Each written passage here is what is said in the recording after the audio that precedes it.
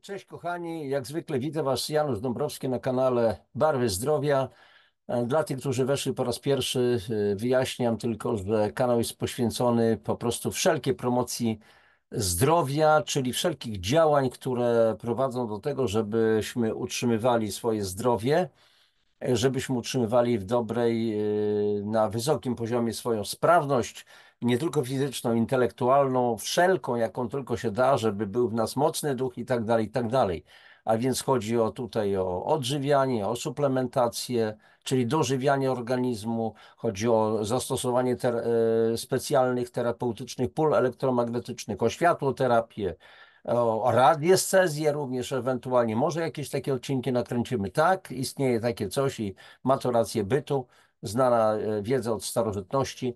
To jest jednocześnie dbałość o własne ciało, czyli ruch, ćwiczenia fizyczne, to jest cały szereg różnego rodzaju spektrum, picie wody oczywiście, rola wody i tak dalej. I dzisiaj temat pamięć wody. Ja się od razu uśmiecham, mówiąc o tym temacie, dlatego że ten temat dzisiaj już jest dość znany. Wielu ludzi wie, o co chodzi i przyjmuje to z pełnym zrozumieniem, natomiast są nadal tacy, którzy mówią bzdura, idiotyzm, kretyństwo, szalbierz, szarlatan. Nasłuchałem się tego swego czasu sporo. Znalazłem się w związku z tym w bardzo dobrym towarzystwie bardzo znanych naukowców, ludzi, którzy po prostu zgłębiają tą tematykę, którzy są zafascynowani tym cudownym medium, jakim jest woda. Mam wrażenie, że faktycznie ta woda została stworzona specjalnie dla nas, ludzi. Będziemy o tym właśnie dzisiaj mówić. Słuchajcie, nie silę się na to, żeby wyczerpać temat. Absolutnie tego tematu się nie da wyczerpać. Można byłoby mówić dziesiątki godzin na temat wody. Ogromną wiedzę, którą pozyskałem. Nie boję się tego słowa użyć, tego określenia. Ogromną wiedzę pozyskałem dzięki tym wielu naukowcom, którzy przetarli ścieżki, którzy podkrywali wiele z tajemnic wody, ale w dalszym ciągu woda jest wielką tajemnicą. Jest taki rosyjski świetny film Woda, wielka tajemnica. Poszukajcie na YouTubie. Może nawet i link do tego filmu też podam Wam, żebyście wiedzieli, co to jest. To jest niesamowite medium. Woda służy nam, służy naszemu zdrowiu. Przecież w gruncie rzeczy całe nasze ciało składa się z wody, przynajmniej w 70-75%, 80-90% wody to jest nasz mózg. U noworodków to jest 90, mniej więcej 5-98% wody w mózgu i tak dalej. Więc nikt nam nie będzie z mózgu robił wody, dlatego że woda tam jest już obecna. Nie silę się też, żeby być jakimś niesamowitym ekspertem w tej dziedzinie. Ekspertem to jest nieżyjący już niestety pan Masaru Emoto i wielu innych naukowców, od których ja zdobywałem wiedzę. Więc tutaj macie akurat podgląd na książkę Wieści z wody pana Masaru Emoto. Ona była przetłumaczona na polski, na całym świecie prosto wyszła. I macie również moje książki Woda, fenomen życia, dwie z czterech, które napisałem na temat wody i już się zajmujemy się przedstawieniem tego tematu i przygotowałem, zrobimy to na bazie po prostu prezentacji, którą przygotowałem. Dobrze, tego się chyba pozbędę. I teraz sekundka, pokaz slajdów od początku. Mam nadzieję, że tutaj nie będzie żadnych technicznych niespodzianek. A więc w ramach rodzinnej strefy zdrowia, dlatego że i ten temat dotyczący wody służy naszemu zdrowiu, poznaniu i tak dalej, więc zaczynamy. Woda, zacznijmy od tego, że jesteśmy arcydziełem aktu stworzenia.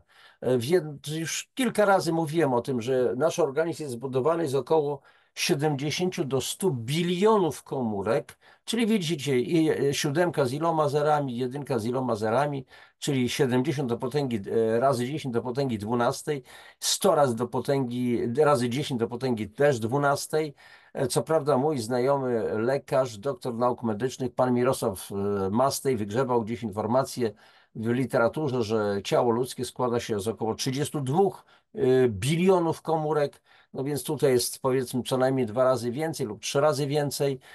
Nie wiem, gdzie jest prawda, tak się po prostu przyjmuje. Nie wchodzimy już tam w szczegóły. Jest to oczywiście ważne szczegóły, ale nie są w tym momencie najbardziej istotne. Chodzi o to, żebyśmy wiedzieli, z czego się składamy i o co tu chodzi. Więc jesteśmy tak zdrowi, jak zdrowa jest nasza pojedyncza komórka. A zdrowie komórki zależy od jej sprawności. A sprawność to jest po prostu, sprawność komórki będzie zależała od prawidłowości wszystkich procesów, które w niej się toczą. To jest podstawowy budulec naszego po prostu ciała. I tutaj oczywiście od razu musimy powiedzieć o tak zwanej holistycznej koncepcji człowieka. Dlaczego? Dlatego, że na każdą naszą komórkę oddziałują wszelkie czynniki. Czyli cały człowiek, nasz cały organizm jest otwartym systemem energetycznym, uzależnionym od systemu globalnego. Więc wszystko, co się dzieje na świecie, ma na nas wpływ.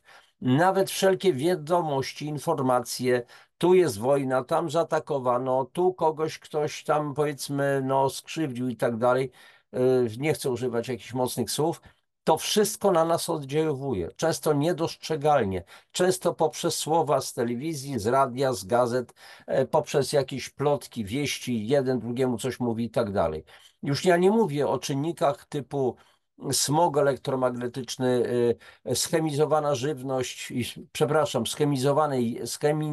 schemizowane jedzenie, czy efekt cieplarniany, ten osławiony, o którym się tyle mówi, a który wcale nie jest taki groźny, jak się komuś wydaje i tak dalej. Więc każdy żywy organizm jest systemem energetycznym, w dodatku samoregulującym się.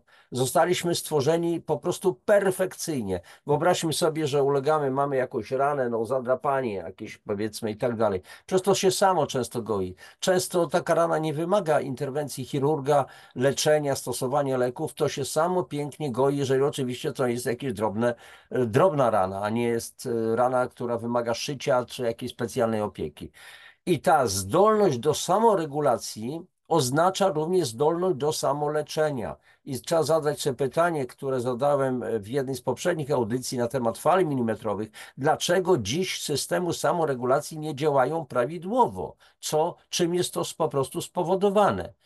Tak prawdę mówiąc. I teraz, jeżeli mówimy o zagrożeniach naszego zdrowia, to już wiemy doskonale, mówiłem o tym właśnie w tej poprzedniej, w jednej z poprzednich audycji na temat fal milimetrowych, że nie tylko substancje chemiczne, lecz także niekorzystne częstotliwości mają szkodliwy wpływ na organizm człowieka. To są również zanieczyszczenia. A więc mam na myśli tutaj przede wszystkim zjawiska elektromagnetyczne. Jeden z moich koników, jedna z moich dziedzin, której no, poświęciłem bardzo dużo czasu na studiowanie tych zagadnień, a więc zjawiska elektromagnetyczne wchodzą do naszego wnętrza, modyfikując je elektrycznie i magnetycznie.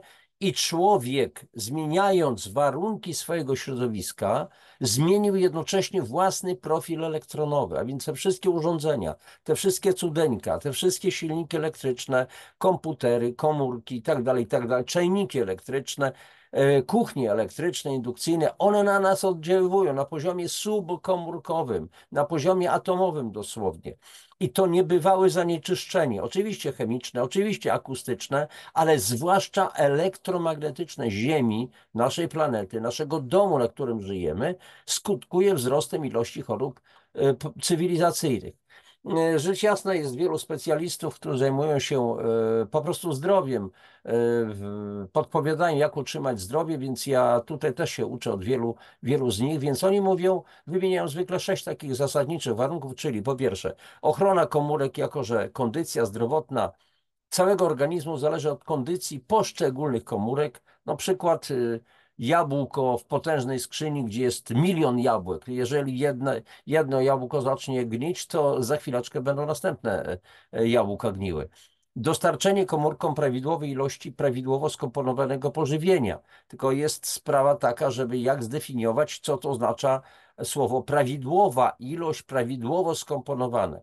Generalnie każda z naszych komórek potrzebuje około 70 do 90 składników dziennie plus woda plus tlen. Nie oznacza to, że na talerzu ma być 90 różnych jakichś składników, jajko, chlebek, ogórek, pomidor, to i takich 90 sztuk czegoś tam, tylko chodzi o to, żeby w tych kilku, że tak powiem, w składnikach naszego obiadu było to 70-90 składników. Dalej, chodzi o wzmocnienie systemu immunologicznego jako podstawy i gwarancji doskonałej kondycji aż do późnych lat. Jak to zapewnić? Między innymi poprzez punkt pierwszy, punkt drugi, który tu widzicie, plus praca nad własną psychiką. Dalej, ochrona prawidłowego krążenia krwi, czyli zapobieganie odskładaniu się blaszki miażdżycowej, powodowanie, żeby ta krew tętnicza była silnie utlenowana, czyli natleniona.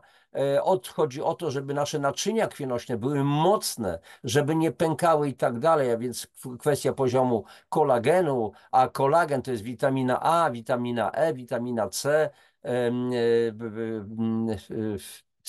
silicjum, czyli krzem i tak dalej, i tak dalej. Ochrona prawidłowego poziomu energii organizmu, prawidłowa regulacja równowagi kwasowo-zasadowej w organizmie na rzecz czynnika alkalicznego, a więc mamy być lekko alkaliczni, bo jeżeli krew ma pH, to średnie pH 7,365, to jest średniówka, mniej więcej 7,35, 7,40, 45.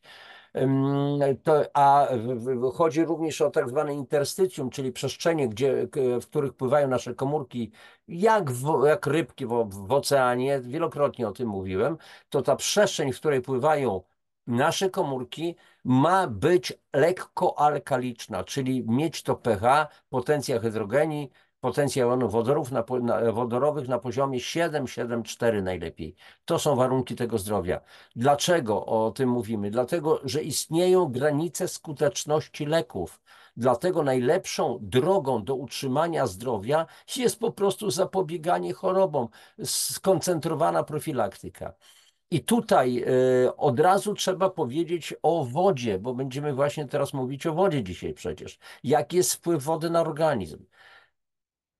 W jednej z poprzednich audycji o falach milimetrowych w ogóle mówiłem, taki był cytat: zamierzając uzdrowić organizm, wystarczy doprowadzić podstawowe jego struktury, czyli komórki, do właściwych parametrów pracy, czyli do emisji fal o częstotliwościach zdrowia, co jest równoznaczne z podaniem organizmowi odpowiedniej informacji. Chodzi o to, żeby jeżeli instrument rozstroił się, na przykład gitara jest rozstrojona, to trzeba odpowiednio napiąć te struny, zwolnić może lub silnie napiąć, żeby ten instrument po prostu nastroić. Jeżeli radio trzeszczy, to musimy po prostu kręcić gałką, jakoś coś tam robić, żeby to urządzenie nastroić. I tutaj, jak mówi rosyjski taki profesor, który masę ma badań, jeżeli chodzi o badania wody, profesor Paweł Goskow, każde energoinformacyjne czynniki wpływają na strukturę wody i można to badać, monitorować, diagnozować przy użyciu szerokiej gamy metod i środków. I jeżeli woda jest tak bardzo ważna, to przecież trzeba mieć świadomość, że my jesteśmy zbudowani z wody. No podstawowym składnikiem naszych organizmów jest przecież woda, na którą wpływają wszelkie czynniki. A więc jeszcze raz, jeśli podstawowym składnikiem organizmu jest woda, to wpływając na nią, wpływamy na stan organizmu już na poziomie komórkowym. Dlaczego? Dlatego, jak mówi profesor, doktor Płykin, też Rosjanin akurat, Rosjanie w ogóle mają cały szereg badań na temat wody, robią nadal. Kolejne badania wykazały, że woda jest informacyjną podstawą życia biologicznego we wszechświecie. Nie na Ziemi, to nie przejęzyczenie, a właśnie we wszechświecie. Woda występuje wszędzie.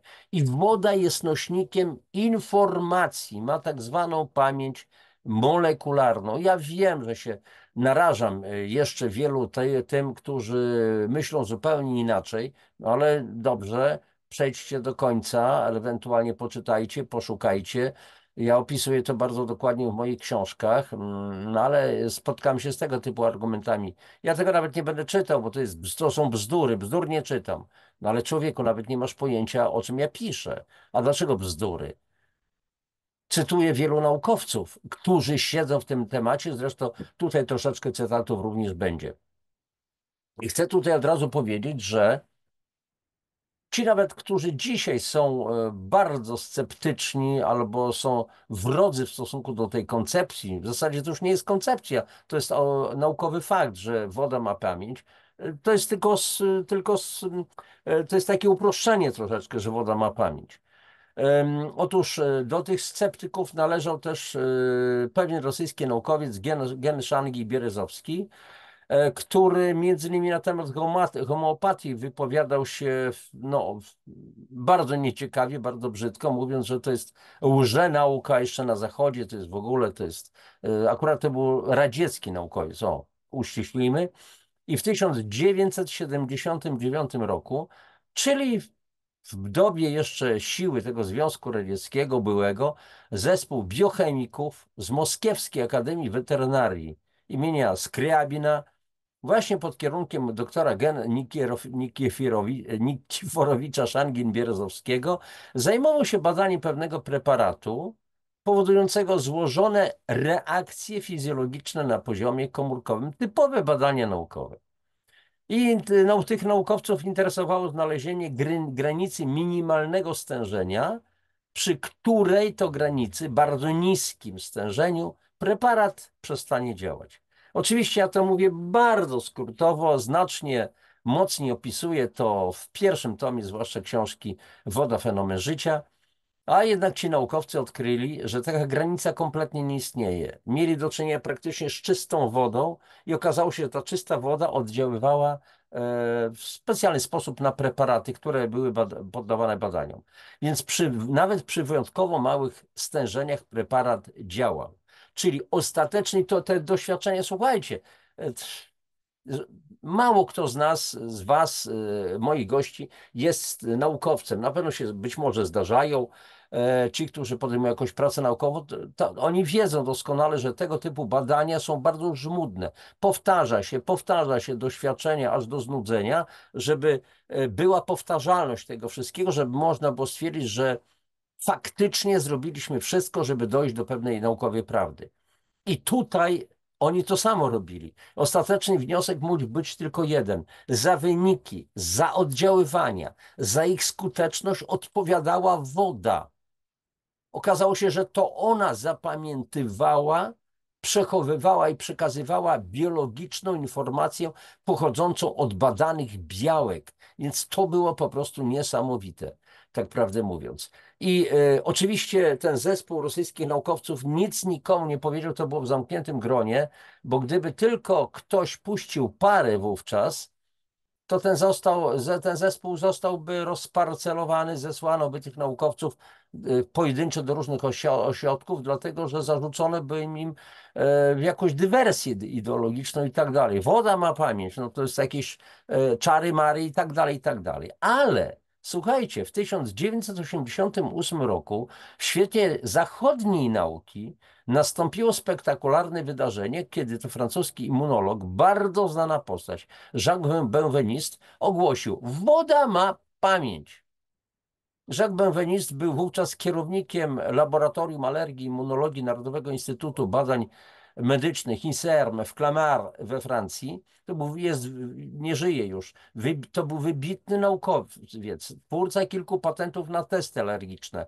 Był zgłoszony nawet do Nagrody Nobla, a owszem, otrzymał nawet dwie nagrody, ale tak zwane antynoble, IG Nobel, czyli Nobel dla świśniętych, dlatego że po tym odkryciu, po bardzo dokładnych badaniach z całym zespołem, okrzyknięto go po prostu szarlatanem, poniekąd wariatem, nie no, szalbierzem naukowym i tak dalej.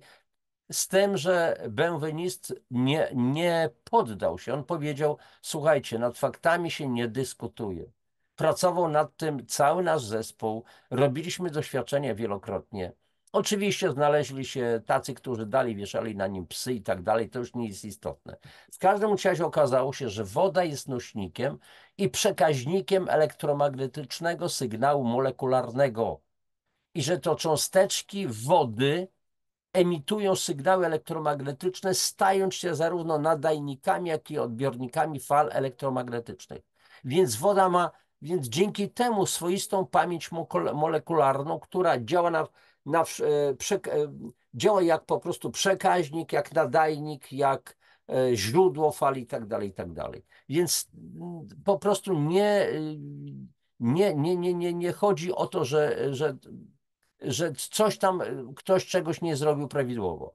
Następna bardzo ciekawa postać, Stanisław Zenin, profesor Stanisław Zenin, kierownik, zobaczcie jaki tytuł w ogóle, problemowego laboratorium naukowego uzasadniania niekonwencjonalnych metod diagnostyki i leczenia Federalnego Naukowego Centrum Kliniczno-Eksperymentalnego Ministerstwa Zdrowia Federacji Rosyjskiej. Profesor Zenin ma profesurę z fizyki, z chemii, z biologii, doktorat z filozofii, czyli raz, dwa, cztery tytuły naukowe bardzo poważne i zdobył jeszcze tytuł tak zwanego doktora nauk o pamięci wody, dlatego że jako pierwszy w świecie obronił w 1999 roku, według innych źródeł w 2003, nie dogrzebałem się tutaj dokładnie, obronił w Instytucie Problemów Medyczno-Biologicznych Rosyjskiej Akademii Nauk pracę habilitacyjną dotyczącą pamięci wody. Jest niesamowitym naukowcem. Ja opisuję to właśnie w swoim tym dwutomowym opracowaniu jego pracy, jego wszystko to, co osiągnął i otrzymał tytuł doktor nauk o pamięci wody. I według profesora Zenina są dwa typy pamięci wody, tak zwana pierwotna i długoterminowa. Pamięć pierwotna pojawia się po krótkotrwałym oddziaływaniu na wodę różnorodnymi czynnikami.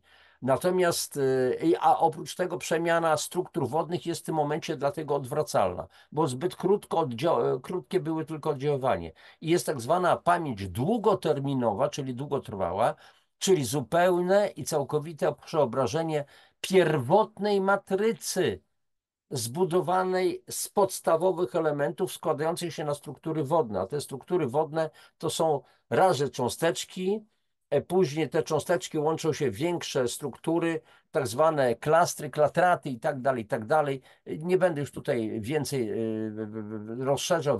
Widzicie tutaj powiedzmy tekst i sprawa załatwiona. Więc zgodnie z tym, co mówi profesor Zenin, woda jest substancją odznaczającą się wyjątkowo dużą pojemnością energoinformacyjną dzięki istnieniu tak zwanych wiązań wodorowych. A o wiązaniach wodorowych ja mówiłem o tym w audycji fale milimetrowe. I tutaj od razu wam powiem, że jeżeli chodzi na przykład o komputery, dlaczego ja w ogóle o tym mówię? No bo w komputerach jest tak zwana pamięć, tak zwane wafle krzemowe, czyli pamięć oparta o krzem, silicium, krzem. I teraz są już badania na świecie, w poważnych laboratoriach, żeby zbudować komputery, których pamięci oparte są o pamięci białkowe, znacznie większa pamięć, zakres pamięci niż typowe wafle krzemowe. I jeszcze są również badania w oparciu o to, żeby wykorzystać właśnie pamięć wody w komputerach, dlatego że woda ma wprost nieograniczoną pamięć, pojemność energoinformacyjną. I teraz, przypominając nieco te wiadomości na temat fal milimetrowych, przepraszam, wiązań wodorowych, popatrzmy. Jeżeli jest cząsteczka wody zbudowana z tlenu, duże kółko i dwa wodory niesymetrycznie ustawione, kąt między nimi tutaj około 105 stopni, niecałe 104 i chyba 76 setnych. Więc między atomem wodoru i atomem tlenu jest związanie tak zwane kowalencyjne, czyli przy pomocy wspólnych elektronów one są związane. Natomiast jeżeli mamy już obcą cząsteczkę, inną cząsteczkę wody, to atom wodoru tej cząsteczki i atom tlenu tej pierwszej cząsteczki są tu związane tak zwanymi wiązaniami wodorowymi. A więc jeszcze raz zobaczcie, mamy dwa wodory, tlen, dwa wodory, tlen, dwa wodory na dole, tlen. Natomiast wodór i tlen dwóch obcych cząsteczek są związane wiązaniem wodorowym, a tutaj w cząsteczce macierzystej wodór i tlen wiązaniem tak zwanym kowalencyjnym. I mówiliśmy o tym, jeszcze wrócę do tego slajdu, że te wiązanie protony, czyli generalnie jony wodorowe, czyli praktycznie protony, jony dodatnie wodoru, one mają po prostu, popadają w bardzo silne drgania i te drgania są źródłem tak zwanych fal milimetrowych. Następne bardzo ciekawe nazwisko, Wolfgang Ludwig, niemiecki fizyk z University Temple w Filadelfii, doradca World Research Foundation w Los Angeles, autor książki Woda, fenomen polaryzacji, nośnik informacji, środek leczniczy. Woda ma pamięć jak słoń, a słonie są znane z tego, że naprawdę genialnie zapamiętują wszystko, również swoich krzywdzicieli. I to stwierdzenie oznacza, że woda posiada zdolność przechowywania w określonym poziomie częstotliwości raz zdobytych informacji i przekazywania ich innym różnym systemom, w tym organizmom żywym. To jest niesłychanie przeciekawa postać, dr Ludwik. Jeszcze pewnie przynajmniej z jeden cytat będziemy o tym mówić. I teraz biorąc pod uwagę to zdanie, że woda posiada zdolność przechowywania informacji i przekazywania ich innym różnym systemom, w tym organizmom żywym, czyli na przykład nam ludziom, to w związku z tym musimy więc być bardzo ostrożni i odpowiedzialni za każde nasze słowo oraz mieć świadomość, że ponosimy odpowiedzialność, że wpływają te słowa na nasze dzieci, na stan zdrowotności wody, którą piją wszyscy, wody, którą mamy w organizmie. Troszeczkę zmieniłem słowa profesor Ludmiły Błotowej z Rosyjskiej Akademii Nauk. I tutaj Biblia mówi chociażby, że posłużę się tym, odpowiesz za każdą myśl, za każde słowo, które wypowiedziałeś. Nie chodzi o straszenie, że od razu kara i tak dalej, tylko każda nasza intencja, każda myśl, każde słowo, które puszczamy w eter, oddziałuje na wodę, wszelką wodę, która jest w naszym otoczeniu.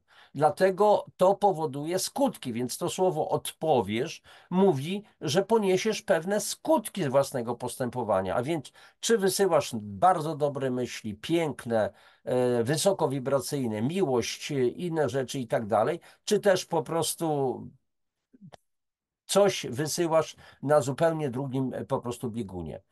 I woda jest substancją zdolną do przenoszenia informacji za pomocą mechanizmu w postaci elektromagnetycznej matrycy. Pamiętajmy, że cząsteczka wody H2O, dwuujemny tlen i dwa dodatnio naładowane elektrony, tam gdzie są ładunki elektryczne, tam jest potencjał elektryczny, tam jest potencjał elektromagnetyczny. Więc woda dzięki tej elektromagnetycznej matrycy, bo te cząsteczki można względem siebie ustawiać w różnorodny sposób. Popatrzmy, mamy w polskim alfabecie, jeżeli się nie mylę, 32 litery. Ile książek można z tego stworzyć, napisać? Ja sam napisałem 21. Większych, mniejszych, grubszych, cieńszych.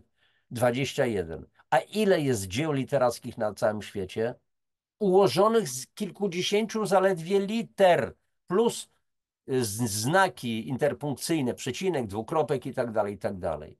Ile jest nutek na pięciolinii, ile z tego melodii jest, a więc zobaczcie, jak można te nutki ustawić. Tak samo cząsteczki wody, te H2O, jeden tlen i dwa wodory, niesymetrycznie ustawione, można poustawiać w przeróżny sposób na miliardy kombinacji. Dlatego to jest właśnie ta elektromagnetyczna matryca, że można ją zmieniać, ustawiać w różny sposób. Dlatego woda zapamiętuje dźwięk, światło, kolor, muzykę, myśli, ideę modlitwy. Zapamiętuje, to znaczy te sygnały w postaci dźwięku, światła i tak dalej, wchodzą do tej matrycy i modyfikują, ustawiają te cząsteczki w odpowiedni sposób.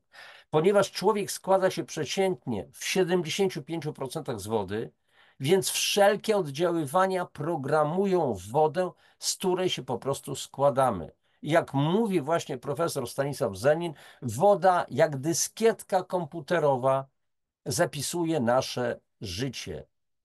I dr Horst Felsch, dyrektor Laboratorium Inżynierii Lądowej, Wodnej i Ochrony Środowiska Fieberbrunn w Austrii oraz nie pamiętam już imienia, pan Engler i Peter Kokoszynek z Instytutu Biofizyki Badań Promieniotwórczych w Wiedniu mówią, że największy potencjał wchłaniania informacji ma woda o temperaturze 36,5 do 37,5. A jaka jest temperatura ludzkiego ciała? To jest bardzo ciekawe. A więc zwróćcie uwagę, że tu nic nie zostało, my nie zostaliśmy stworzeni w ogóle przypadkowo. I znowu cytat, teraz będzie kilka cytatów, znowu z doktora Wolfganga Ludwiga. Nawet chemicznie czysta woda pitna z punktu widzenia fizyki jest obciążona szkodliwymi informacjami, więc to nie chemiczne substancje oddziałują na organizm podczas spożywania wody, lecz niekorzystne częstotliwości. Jak mówi amerykański naukowiec Lee Lawrenson, woda w postaci klastrów może przechowywać przez długi czas częstotliwości wywołujące biologiczne zmiany w organizmie. Woda jest, słuchajcie, kochani, jest głównym nośnikiem, wzmacniaczem i transmiterem charakterystycznych częstotliwości, które oddziałują sygnałami elektromagnetycznymi na układy biologiczne, czyli na nasze organizmy, na organizm każdego z nas. Czy to się komuś podoba, czy nie, po prostu taki jest i koniec, kropka. Coś tu mi się zmieniło, więc znowu cytat, zanim dojdziemy, że nie tyle stężenie substancji jest ważne, co informacja strukturalna i mechanizm jej przekazywania. I znowu cytat profesor Boris Koch, Wydział Badań Polarnych i Morskich Instytutów Alfreda Wegenera. Każde zdarzenie zostawia swoje ślady w wodzie.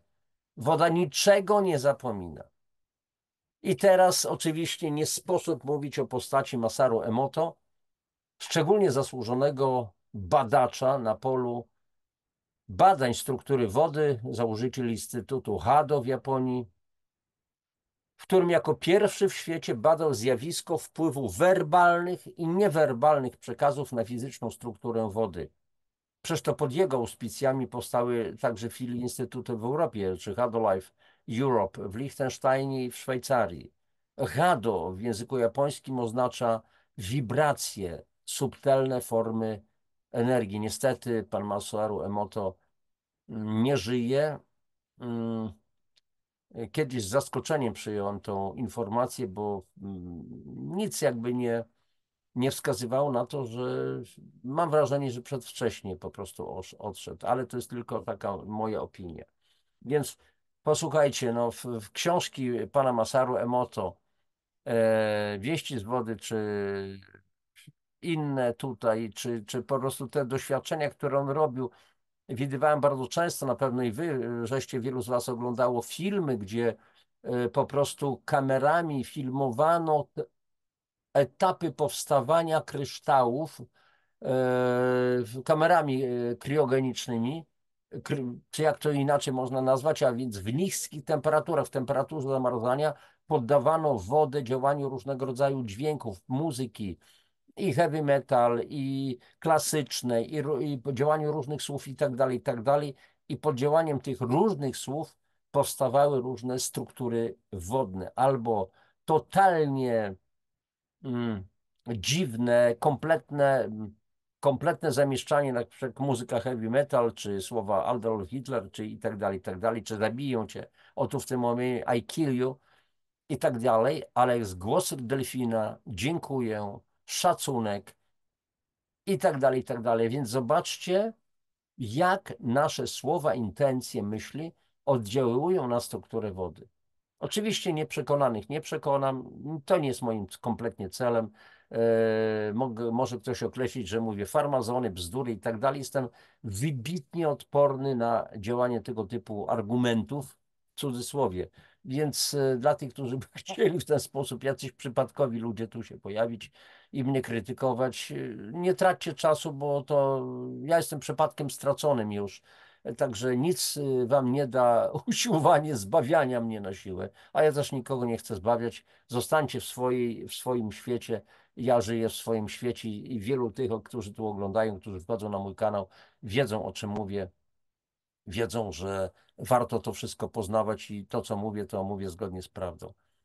W dodatku, słuchajcie, woda w komórkach organizmu jest wodą metaboliczną, ustrukturyzowaną lub inaczej ustrukturowaną. Nie jest więc tą samą wodą, którą my wypijamy.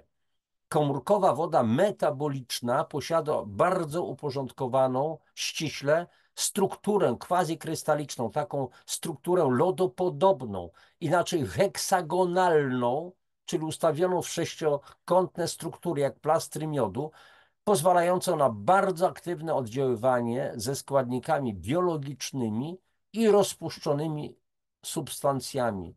Taka woda, jeszcze raz powtarzam, jest aktywna bardzo. I tym samym woda strukturyzowana, powtarzam, lodopodobna, a więc jak woda powstała z roztopionego lodu, z roztopionego śniegu, wywołuje działania uzdrawiające. O tym wiedzą doskonale między innymi ludy na Syberii, Jakuci, Burjaci i tak dalej, Niemcy. Doskonale o tym wiedzą. Oni znają to. Bez żadnych badań naukowych oni to po prostu wiedzą. I tutaj znowu postać, również nieżyjący już profesor Mushi Kion z południowej Korei, który powtarzał ciągle, że heksagonalna struktura wody jest twoim kluczem do lepszego zdrowia. Tak wygląda przepiękny kryształ, jeden z kryształów. Nie ma identycznego kryształu, tak prawdę mówiąc. Ale tutaj się wiąże pewna historia, bo kiedyś, kiedy pisałem artykuły, zamieszczałem w internecie na temat właśnie pamięci wody, posługiwałem się opiniami, doświadczeniami profesora Mushikiona, to trafiłem na pewną szczególną opinię pewnego znawcy, pewnego Polaka, na takim portalu Racjonalista, który napisał, że no, szanował Mushikiona, bo świetne badania na temat wody, ale na starość zaczął chrzanić, przepraszam za wyrażenie, głupoty na temat jakiejś pamięci wody, strukturyzacji. No na starość troszeczkę odbiło temu staruszkowi. Więc sami rozumiecie, zobaczcie, że do pewnego czasu, kiedy badania Mushikiona dla tego racjonalisty układały się w sposób logiczny, tak, wszystko jest ładnie, to szanował go. Natomiast wtedy, kiedy i uznawał jego wyniki jego prac za coś, nad czym się warto pochylić, co warto przyjąć. Natomiast jeżeli coś już odbiegało od paradygmatu tego racjonalisty, co mu się w głowie nie mieściło, może ma za mały berecik, za małą czapeczkę, te 25 centymetrów między uszami najbardziej nam przeszkadza, to wtedy już odrzucił i zaczął po prostu od kalumni, od staruszków i tak dalej, i tak dalej, i tak dalej. No mnie też można wyzywać od staruszków, czasami mi się to zdarza, no ale nie, kompletnie tym nie przejmuję, robię swoje. Więc pytanie jest tylko takie, jak ustrukturyzować wodę w prosty sposób. Można oczywiście zamrażać w specjalny sposób i tak dalej. To słuchajcie, mówiłem o tym w jednej z moich książek, a więc strukturyzowana woda źródłem zdrowia. Link do tej książki też możecie opisać, przeczytać przynajmniej opis na mojej stronie internetowej www.januszdabrowski.pl. A więc tutaj piszę o tym, że można wodę zamrażać, ale w jaki sposób odpowiedni i tak dalej, ale doskonałą strukturyzację na przykład zapewniają aparaty pracujące czy na technologii fali milimetrowych, tam znajdziecie informacje w audycji więcej na temat fal milimetrowych oraz po prostu magnetostymulacja. Na temat magnetostymulacji już macie naprawdę solidną wiedzę. Jeżeli ktoś chce, to niech wejdzie na playlistę biomagnetyzm i tam jest sporo wiedzy po prostu na ten temat. Pytanie jest zasadnicze, czy to ma być nasza alternatywa i perspektywa? Coraz tych więcej leków, gdzie okazuje się, że zrobiono swego czasu takie badania, dotyczące skuteczności leków i okazało się, że 16 leków, które przyjmowało duża grupa pacjentów, przypadkowych, różnych pacjentów, około 16 typów leków. Okazało się, że w tych różnych lekach są i w wielu tych typach leków są podobne substancje, więc w gruncie rzeczy wystarczyłoby się ograniczyć tylko do 2 leków, a nie do 16, które dodatkowo wyniszczają po prostu organizm i sprawa załatwiona. I tutaj, jak mówi Bogdan Władimirowicz Grodliński, główny immunolog obwodu irkutskiego z Rosji, to nie w lekarstwach jest przyszłość naszej medycyny, lecz w czystej wodzie czerpanej z górskich strumieni i źródeł. O ile oczywiście, kochani, te górskie strumienie, te źródła będą prowadziły, z nich będą wytryskiwały czyste wody. Bo jako ludzkość, jako Homo sapiens mam wrażenie, że nie jesteśmy kompletnie sapiens, czyli rozumni, tak prawdę mówiąc. Więc czas, kochani, na zdrową, czystą wodę, którą powinien każdy z was mieć w swoim własnym domu. Stacja uzdatniania wody powinna być tam, gdzie my żyjemy, gdzie funkcjonujemy. Bo jeżeli się kilometrami rur przepływa woda do naszych domów, to nie jest woda ani czysta, ani zdatna do picia. To jest tylko H2O ze zniszczoną strukturą, nasyconą czymś, masą wibracji, częstotliwości, które po prostu zwyczajnie szkodzą zdrowiu. Ale to jest inny temat. Tak jak mówiłem, znacznie więcej w moich książkach, tu sięgam na półkę, a więc Woda Fenomen Życia, tom pierwszy, Woda Fenomen Życia, tom drugi. To jest całe kompendium na temat wody. Cóż, zatrzymujemy już udostępnienie, a chyba jeszcze jeden slajd, prawda? Jeżeli kogoś by to interesowało, chciałby zakupić któreś z moich książek, tak, polecam oczywiście, a dlaczego by nie? Przez to jest ogromna wiedza. Nie chodzi o zadzieranie, wiecie, nosa, jaki mało skromny jestem i tak dalej, tylko wiem po prostu, co piszę, na jakiej wiedzy się opierałem. To jest wiedza naprawdę niszowa. E, Słuchajcie, to były setki, jak nie tysiące godzin zbierania materiałów skrzętnie. Niekoniecznie tylko w polskim internecie anglojęzycznym, rosyjskojęzycznym, niemieckojęzycznym, francuskojęzycznym i tak dalej, i tak dalej. To była naprawdę charuba, ale ja wiem, na czym ja stoję, bo trzeba było tę wiedzę również często weryfikować w różny sposób. Więc to są naprawdę materiały już unikalne. Więc zapraszam na moją stronę www.januszdabrowski.pl. Przynajmniej poczytajcie opisy. Proszę Was, o ile audycja oczywiście jesteście z tej audycji zadowoleni, to proszę o lajki, proszę o subskrypcję, proszę o dzielenie się linkami ze swoimi znajomymi czy bliskimi. I tyle. Dziękuję Wam, że znowu byliście ze mną. Życzę jak zwykle Wam wszystkiego najlepszego. Podnośmy swoje wibracje. E, A woda niech będzie z nami zawsze i będzie błogosławiona, bo ona nam daje życie. Wszystkiego najlepszego jeszcze raz. Papatki. Czyli zatrzymuję udostępnienie. No i do widzenia. Pa.